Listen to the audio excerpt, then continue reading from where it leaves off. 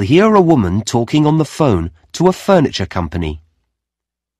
First, you have some time to look at questions 1 to 5.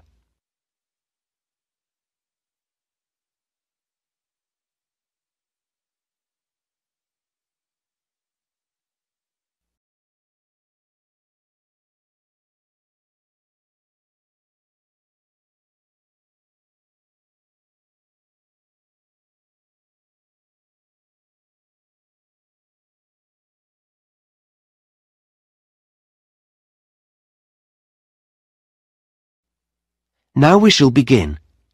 You should answer the questions as you listen, because you will not hear the recording a second time. Listen carefully and answer questions 1 to 5.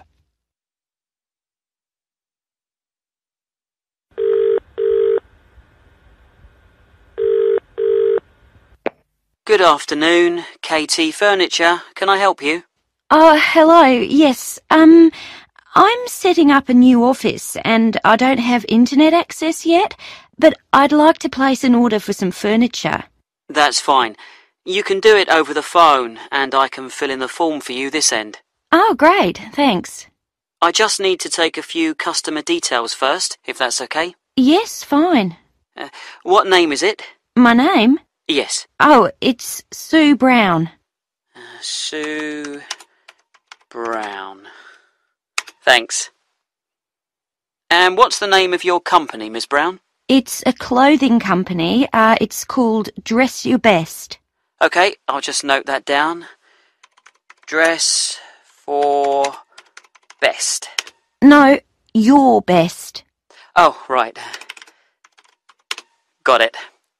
So you make smart clothes? Yes, formal dress for weddings and special occasions. We also repair and alter clothes. I see. And where are you located? What's your postal address? Right, well, we're on Kirby Trading Estate. Kirby. How do you spell that? It's Kirby. Oh, I know that area. It's New Hampton Road, isn't it? Yes, that's right. Number 210 in South Down. Okay. And can I have a contact number for our delivery man? Sure. It's probably best if I give you my mobile number. Okay. The number's 09356 788 545. Okay. 778. No, 788 545. Oh. Okay, that's great. Now, just a couple more questions before I take your order. Fine. We have 2 delivery dates this month, and you should be able to have either. When are they? Well, there's one on the 16th of the month, but there's a charge of $40 for that one. Oh, that's a lot. Or there's option 2, which is the end of the month. I'll have to confirm the date later, and that's a free delivery. I'll take option 2, thanks. I don't want to pay a charge. Okay, I'll note down no charge. We haven't organised the office yet, so there should be plenty of time. And lastly, you don't have an account with us, so how would you like to pay? Oh, I'll pay by credit card. Okay, will that be Visa? Is American Express okay? Absolutely fine. Before you hear the rest of the conversation, you have some time to look at questions 6 to 10.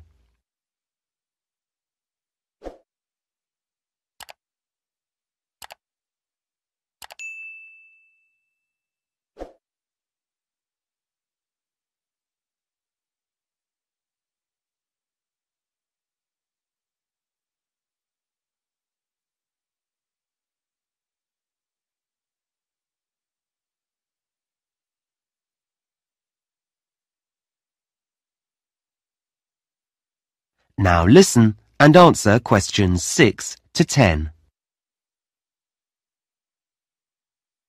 So, what would you like to order? Well, I've been looking in your catalogue and you have some office chairs that look very comfortable for our type of work. Is there an item code? Yes, it's ASP 23. OK, those chairs come in pink, white and black. Yes, the pink looks nice, but I think the darker colour's better for us. You can see light materials on it more easily. That's true. We'll have 5 of those, I think. OK, I've got that. Anything else? Do you have any striped mats? I'm sorry, not at the moment. They're out of stock.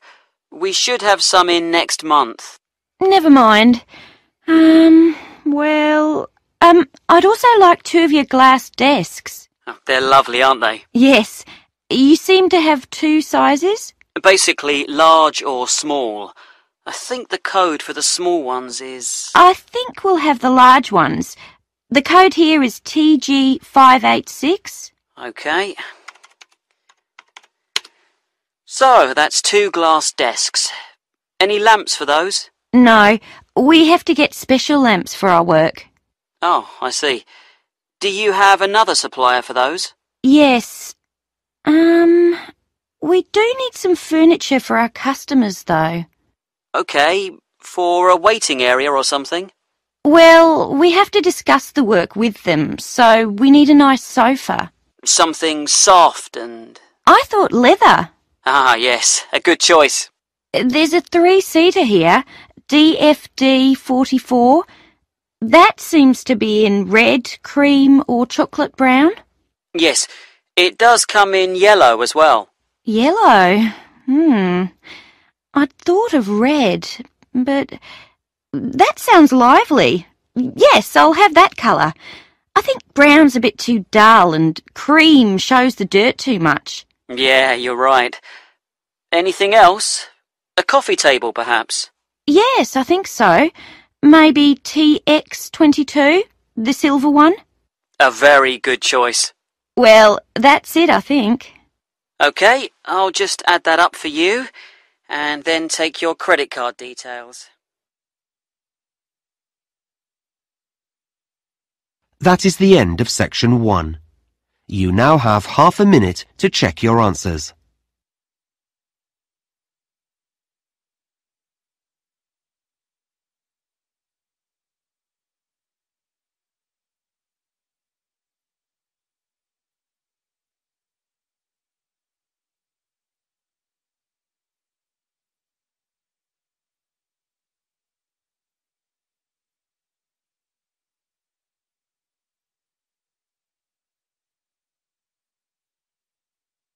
Now turn to section 2. Section 2. You will hear someone talking on the radio about a running event.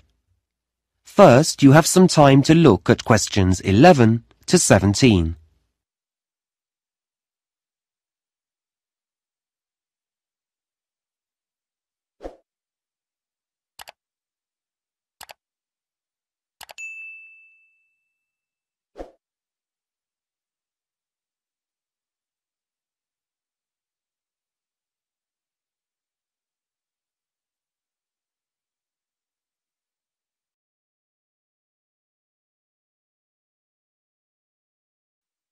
Now listen carefully and answer questions 11 to 17. Now, we're grateful to Fred McKinnon for coming into the studio today to give everyone a few tips about the City Marathon that's taking place next Saturday. Thanks, Shweta. Yes, we're all very excited about the big event. Let me just remind listeners that a marathon is a 26-mile or 42-kilometre race, and this year we have 12,000 runners taking part. So, if you're thinking of going out to support the runners, and I know that many of you are, here are some tips to help make your day more enjoyable. First of all, be certain to plan your day. Don't leave everything to the last minute. Many roads are going to be closed. We don't have exact times for these closures yet, But my big advice to you is don't rely on your car to get you anywhere. In fact, the best way to get around the town will be on foot. You may choose to cycle, but you still won't be able to go on roads near the runner's route. Now, we did a broadcast last week in which we told all our runners to wear the right kind of shoes, and I'm going to tell you to put on sensible clothes. A lot of visitors will be coming to the city. You may be hunting for someone in the race that you want to support. The weather may be hot or it may be wet, which leads me on to another thing. Make sure you look at the forecast on Friday night. If it's going to rain, take an umbrella. And if it's going to be hot, take some drinks. However, please don't try to pass these to the runners. We already have hundreds of volunteers who'll be standing on the roadside, so let them give out the drinks. When you get into the town, find yourself a spot to stand in. You may well want to walk up and down the route, but please don't cross the road. There could be thousands of people running towards you, some very tired and not able to focus clearly. We don't want any accidents, and runners don't want obstacles like you in their path. What they do need is your support, particularly when their energies are low, so cheer them on, and for once, don't worry about noise. The louder, the better. Lastly, if you have friends or relatives who are taking part in the run, please don't say that you'll see them at the finish line. If everyone does that, the whole area will be terribly congested, and you won't be able to find anyone. Well, that's most of the advice, but I'd like... Before you hear the rest of the talk, you have some time to look at questions 18 to 20.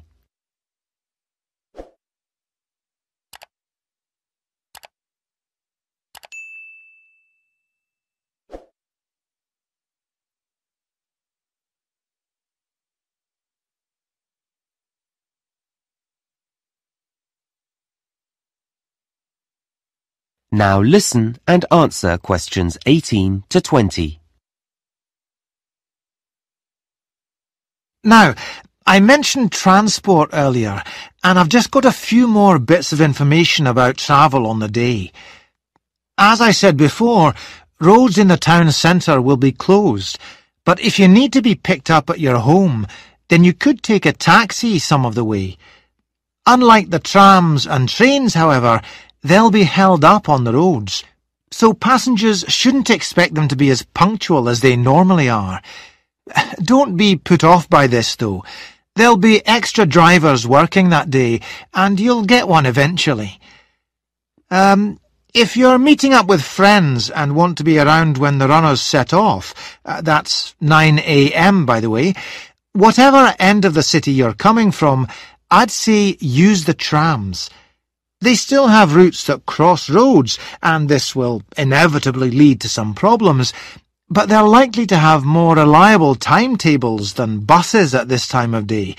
And, as you know, unlike taxis, they can carry plenty of passengers. Lastly, the buses. Quite a number of bus routes will be altered slightly, and it's already been decided that some will be closed. There won't be fewer drivers, but they will be operating on different routes, and some will have longer breaks than they normally do. We'll be including a full list of all the bus routes and numbers, and where they'll be going, in this week's local paper, so look out for that. Well, that's it from me. Back to you, Shweta. Thanks very much, Fred. That is the end of section 2. You now have half a minute to check your answers.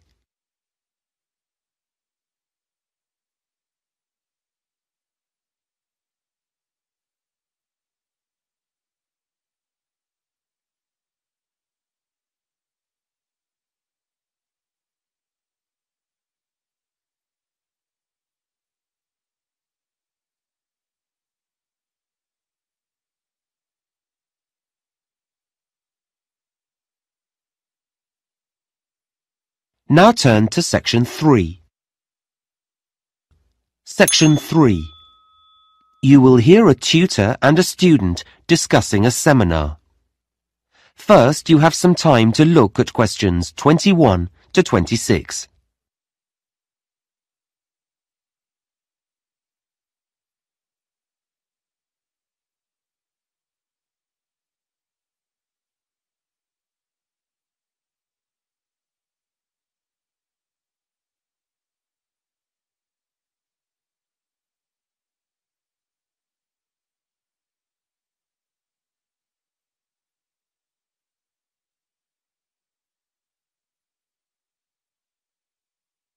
Now listen carefully and answer questions 21 to 26.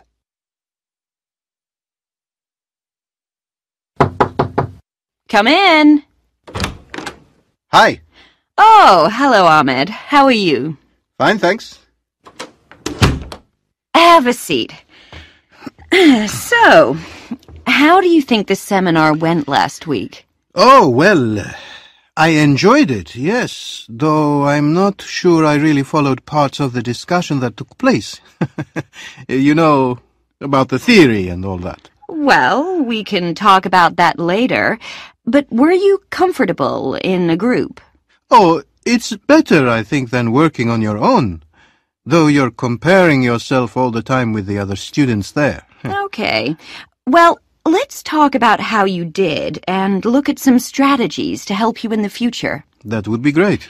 Now, one of the things that students often overlook when they go to seminars is that you do need to prepare for them. You can't rely on other people.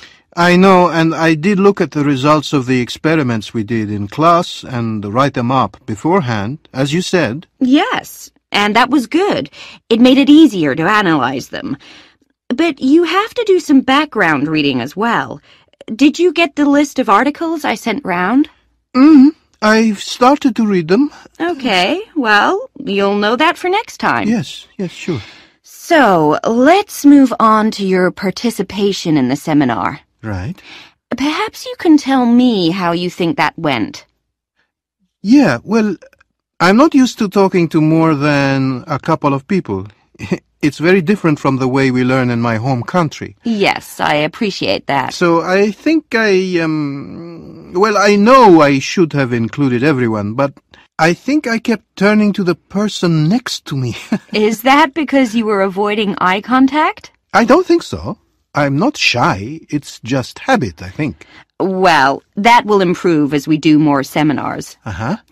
Another difficulty is knowing when to speak. Like when it's your turn. Yes. Yeah. I felt I did wait for a pause. Yes, you handled that quite well. The thing I'm really concerned about is keeping up with the discussion. Does your mind wander off? Sometimes. I jot down a lot of information, but I still find myself thinking about something else when lots of other students are talking. If there's an assignment to do at the end of a group, that usually helps. I'm sure it does. Okay. Now, the last thing I want to look at is the role that you play in the seminar. What do you mean? Well, when students work in groups, they don't all behave the same way. Some students are quiet, some look for support, some ask a lot of questions. Oh, that's a new idea to me. I don't know what I'm like. That's probably because you're thinking about your own performance all the time. I guess so.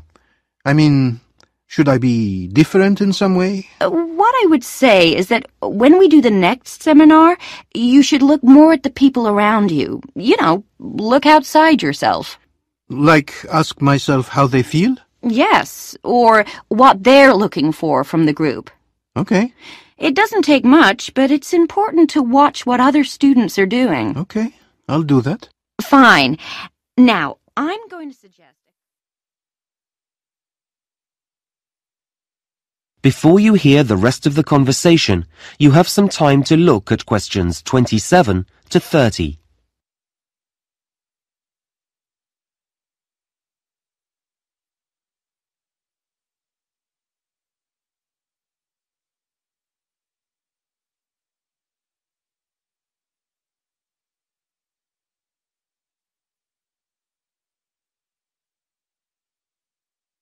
Now listen and answer questions 27 to 30. Now, I'm going to suggest a couple of strategies for next week's seminar. Okay, that's great. I need to participate more. Well, it's not a question of saying more, but we need everyone to feel comfortable about giving their views. Then the discussion is better. Yes. So, you're a confident person.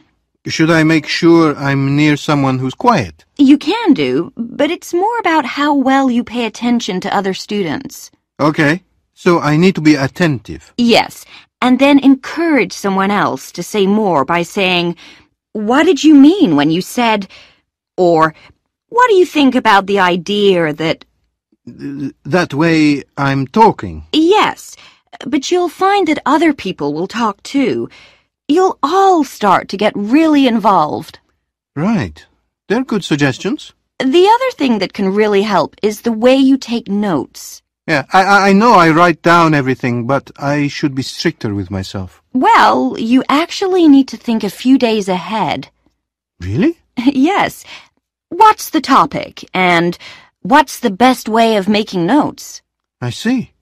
So I have a strategy when I walk in the room. Exactly.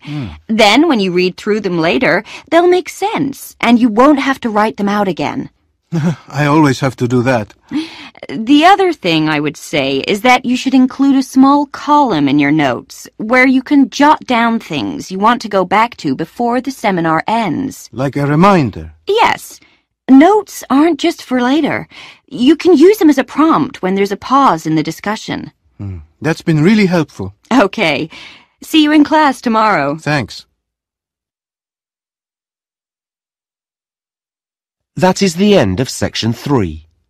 You now have half a minute to check your answers.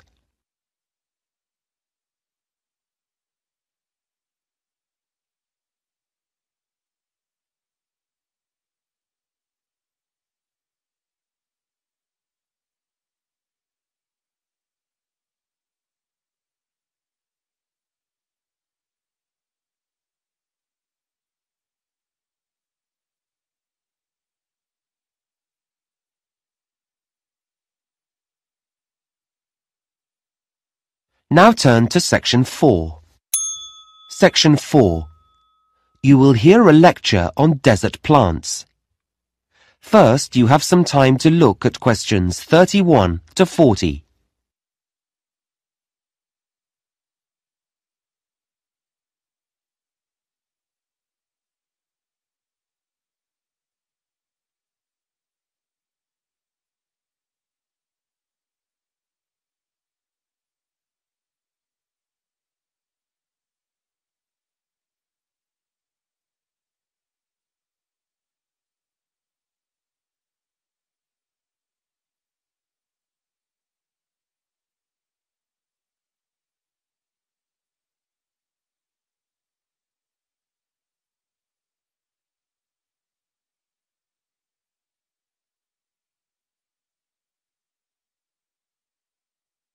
Now listen carefully and answer questions 31 to 40. In today's lecture, I'm going to continue our work on plants and talk about plants that live in the desert. Now, just a bit of background information first. As you know, about a third of the world is covered in desert, and the sort of area they're found in is important.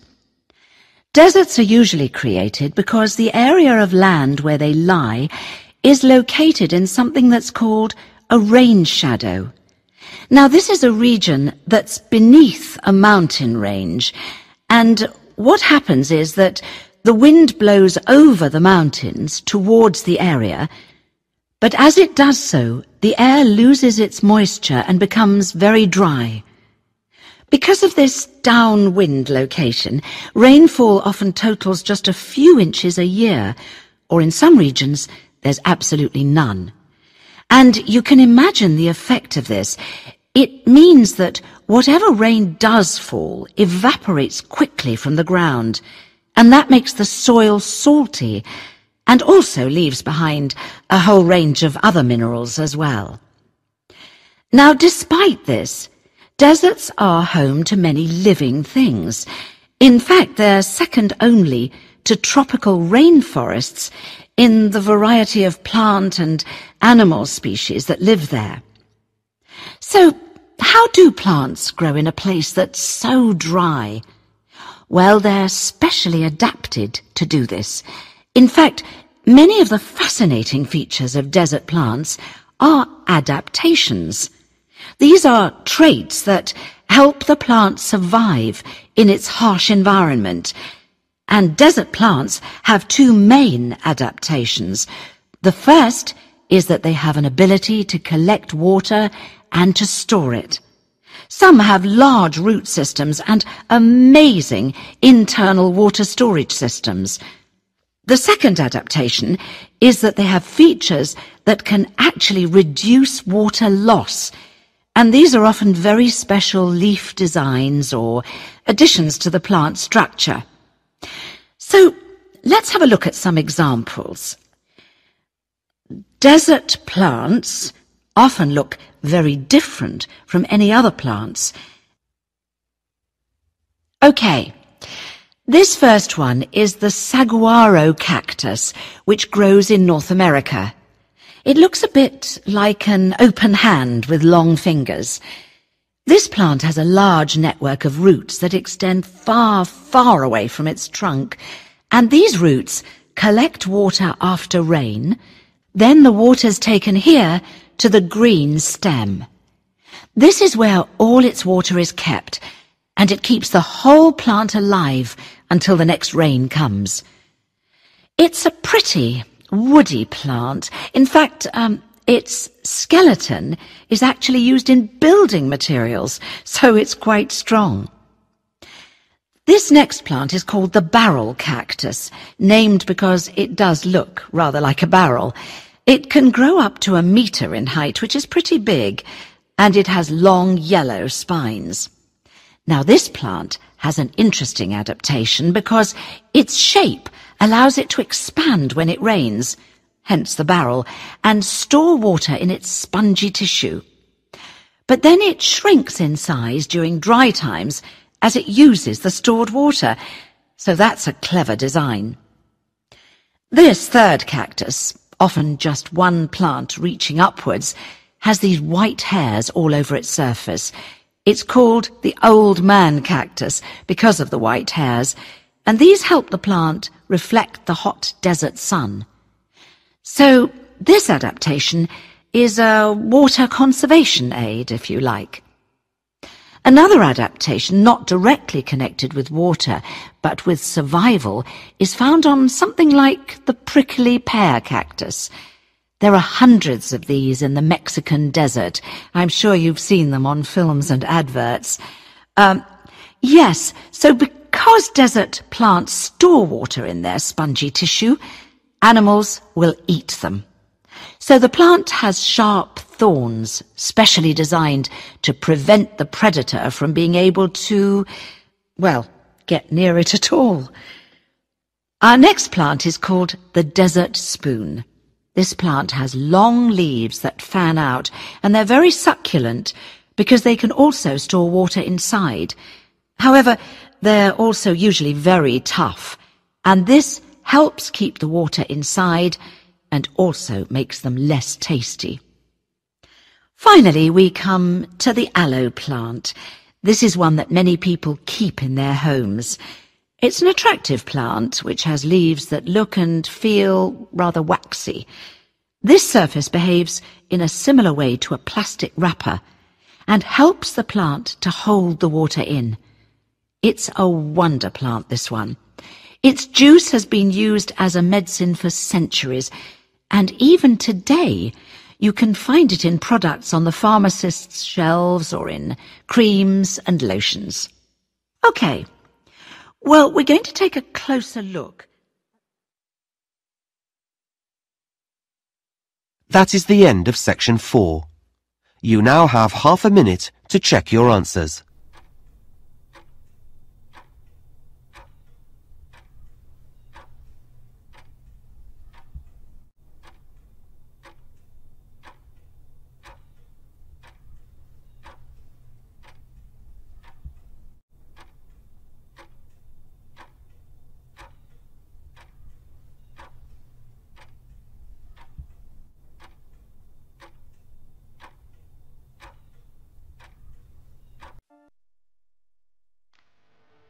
That is the end of the listening test. In the IELTS test, you would now have 10 minutes to transfer your answers to the answer sheet.